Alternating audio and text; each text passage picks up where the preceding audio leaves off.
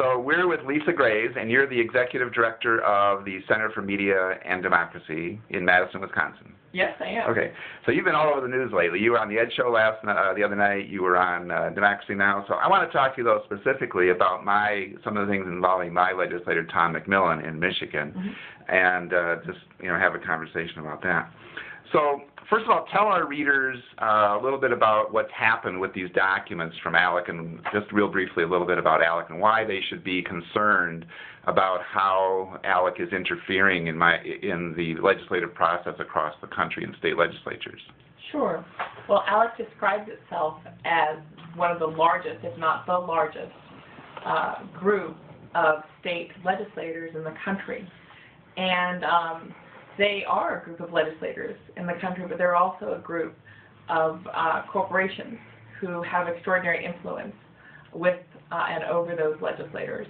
And so ALEC's literature talks about the unique synergistic partnership of business and politicians. And it talks about, ALEC in its promotional materials to its corporate members, talks about working in unison with business as equal partners at the table with legislators. And that may sound like just maybe business as usual in the lobbying world, but it's not. Because what ALEC does, ALEC's perhaps unique function in some ways, is to have politicians on its task forces vote behind closed doors on model legislation, what they call model legislation, what I call wish lists legislation. They have politicians vote behind closed doors along with corporations that are members of those task forces voting behind closed doors to pre-approve legislation that's then introduced all across the country, cleansed of any reference to the fact that it came from ALEC, cleansed of any reference to the fact that it was voted on, pre-voted on by corporations and legislators in these ALEC task forces, and then approved by ALEC's board, its legislator board. And what you have is, in a nutshell, an extraordinary circumstance in which politicians and corporations are voting on bills to take away your rights, to change your rights in every single area of the law, to adopt policies to outsource American jobs, to undermine the middle class and the working class and the American dream by an extreme policy that basically tries to protect windfall profits of oil companies, tries to protect the wealthiest among us from having to pay their fair share of taxes in our society. And they do it through a nonprofit organization called the American Legislative Exchange Council, or ALEC. What the Center for Media and Democracy has done is make available to the public this trove of bills and resolutions from this secretive organization that has advanced a shadowy corporate agenda to radically rewrite our laws. And we've made those documents available by way of a whistleblower to help ensure that every American can see what this agenda is, what those bills say, to see our analysis of them, and how these bills would affect and change every area of American life, from education, health care, the rights of people in Medicaid, Medicare, Social Security, voucher systems for all these things, to privatize and put a profit motive and put your tax dollars into making some CEO richer rather than investing in our public institutions. And so this is a really extraordinary trove of documents, and it's available at alecexposed.org. Okay. Let's see. Well, my legislator, Tom McMillan, who I've written, we've had several stories about him on our website, therochestercitizen.com. He actually invited me at one point into his office to, said he would log into his ALEC account, let me look at the legislation, compare it to legislation he's introduced. And because of the trove of documents that you've put on the website, one that I know that he introduced was called, there's a thing in Michigan, which is part of the Midwest Greenhouse Gas Reduction Accord, and there's something on the ALEC website called the Regional Climate Change Initiative. And I compared those two. They're word for word. He didn't even bother changing one word. So would you say that ALEC is something beyond a lobbyist. I mean, lobbyists normally, influence legislation. They might get a sentence or two or one provision inserted into a bill and work for months to do that. But ALEC seems to be something even beyond a lobbyist. Well, we say that ALEC is not just a front group. It's much more than that for many of the reasons that you say. The fact is that, as you point out, this ALEC in essence operates like a big factory for bad ideas, for really, in many cases, pretty extreme ideas. And in the case of the particular provision you're talking about, it's one to get the states to withdraw from regional agreements that were negotiated to try to cap emissions and create incentives, actually incentives for businesses to do better for the environment and to reward businesses that do better, in essence, under this climate initiative for their activities. They want to withdraw from that. And what you see in these bills, and what you can see now that they're available in this way, is you can trace those bills that these legislators introduced in state houses across the country right back to the verbatim text from ALEC and see the true origin of those bills. Without the text, it's hard for people to puzzle through and see, is it the same, is it similar, how similar is it? But we have seen in other instances where there are identical bills popping up all over the country, these radical provisions that have been popping up in state houses this spring that resemble each other, if not are identical to each other. And where is this passel of bills coming from? For the most part, it's coming from ALEC. Yeah. So it's an extraordinary operation, and I think it sort of cuts out the middleman, in essence, of having the lobbyists have to go to your state capitol and actually lobby your member. They actually instead, these corporations have their lobbyists sitting on the board of ALEC. These corporations are represented in these task forces often by their lobbyists. The lobbyist is introducing bills to those task forces. Corporations and politicians then vote as equals for those bills, and then the politicians come back and introduce those bills. And so they don't necessarily then have to lobby in the State House. They already have their lobbyists deputized through the legislator who they've handed a McBill for them to try to enact and impose the corporate agenda on you and make it legally binding on you. Well, I called Mr. McMillan in one of my articles a copy and paste legislator. Would you say that's an accurate description of what's going on with this coalition between legislators and corporate America? Right. I think that's it's a very apt description. I'm not sure he did. I'm glad you said copy and paste versus cut and paste, because it sounded like he didn't cut anything out at all. Not in this one case, anyway. Well, another bill that he introduced was really interesting. I don't know if you looked at this one, but it was a bill, the Michigan Government Competition Against Private Enterprise, and the ALEC bill that I found that seemed similar is the Competitive Contracting of Government Services Act. And they're not exactly the same, but they certainly seem to have the same goal, which is to keep government from competing with any type of service that government normally or that the private industry could provide. He was questioned about it at one of his town hall meetings by a teacher who was concerned that he was interested in privatizing teachers, or basically public education. And he even tried to disavow it. He's the main sponsor on the bill. And he tried to even disavow that he was even involved with that bill. Is that a bill that you've seen in other states besides Michigan coming up where they want to basically privatize government? Right. It's something that is in many of the ALEC bills. That bill that you mentioned, the DNA of those bills is the same. And one of the things that we found in our research that was particularly interesting is that many of these ideas, this privatization binge, this idea that the government, that certain government institutions should be done for the public good and not just outsourced to the public sector.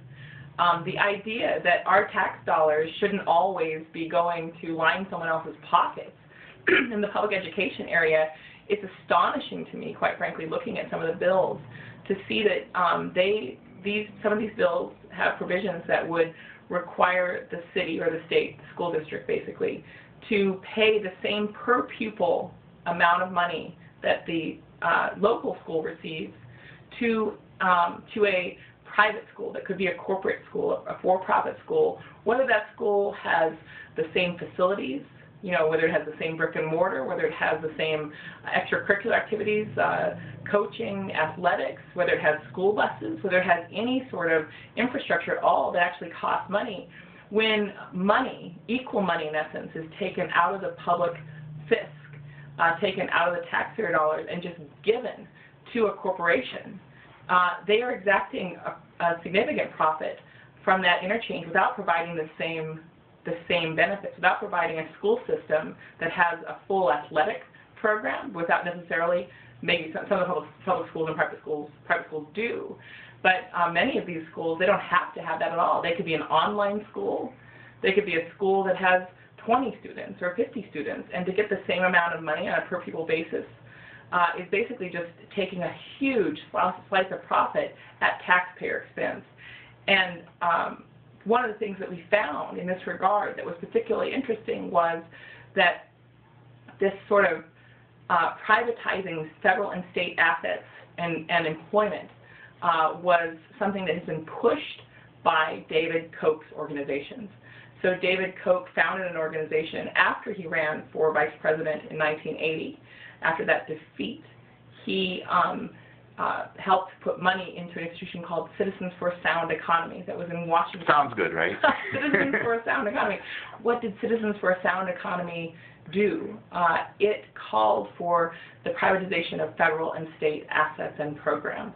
It called for, as well, the end of Glass-Steagall protections against Wall Street gambling, against, banks gambling in Wall Street with securities.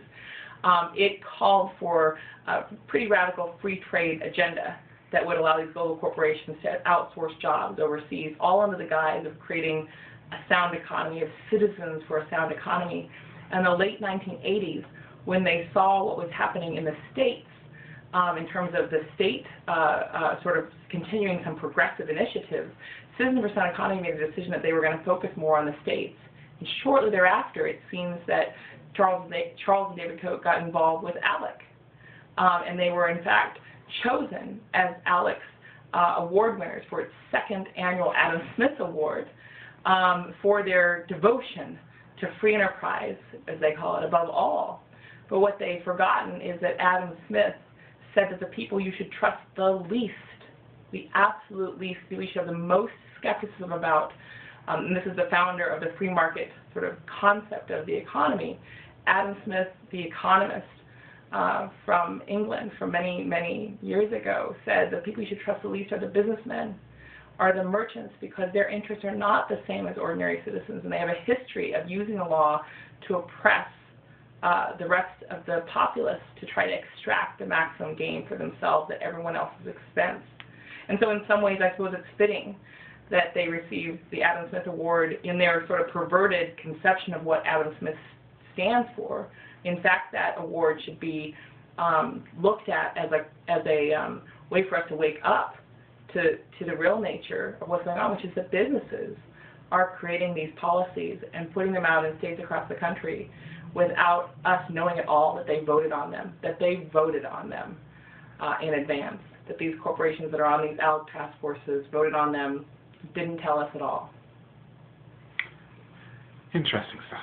Well, you're probably familiar with what's happened in Benton Harbor and Michigan with the emergency manager laws. Have you found any laws, any policy, any model legislation within the ALEC documents that you got recently that would be maybe the origin of the emergency manager laws at all? Well, there's some that we have been analyzing, that we have analyzed, that talk about, I think it's an actuarial emergency, although I may have that wrong. It might be an accounting emergency in essence. And so there are bills and provisions in there that seem to go to this notion that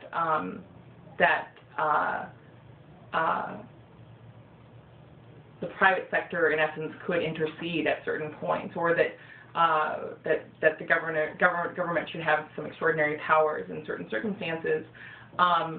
Certainly, this concept of this, I think I may be misspeaking, but it was the equivalent of an actuarial emergency.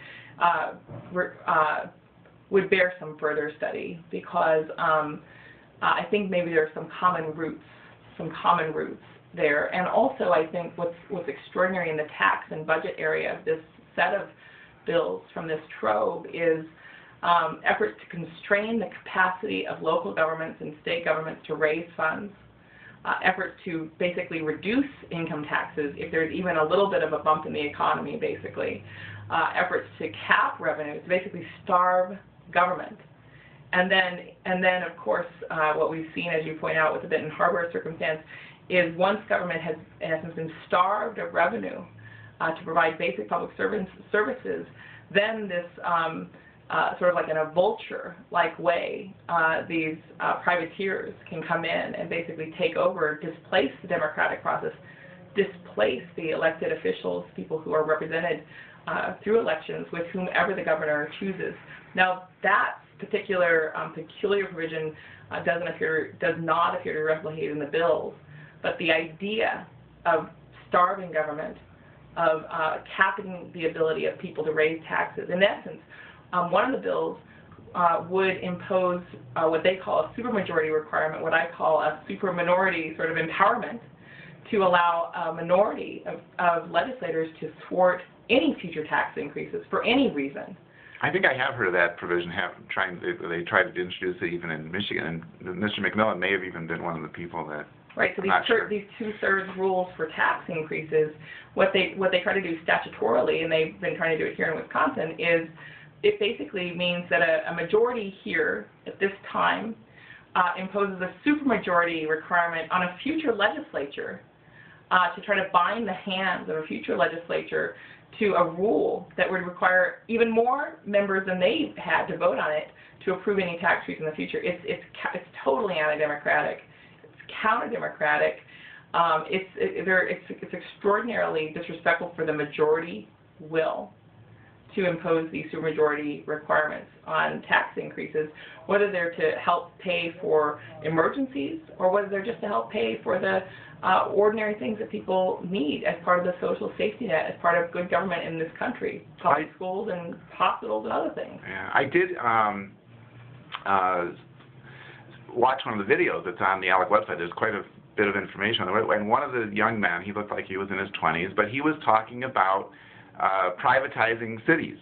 And he didn't mention any specific legislation, but he did seem to be pointing toward exactly what they've done in Michigan. And he was quite proud of the fact that they were at the verge of privatizing cities. And I know in Benton Harbor, there seems to be this gem called Gene Clark Park that they want to take over and turn into a golf resort, because there is a very Benton Harbor is very poor, but St. Joe is very wealthy. And so you see their efforts to try to take that over. We saw provisions in the resolutions and bills, for example, to allow states to basically take over the federal parks, the federal property in the state, and be able to do what they want to with it, which would really, in many instances, probably be oil leases and things of that nature. And so this idea that public space, that space is owned for the public, by the public, for the public good, shouldn't be held by the public, but it should be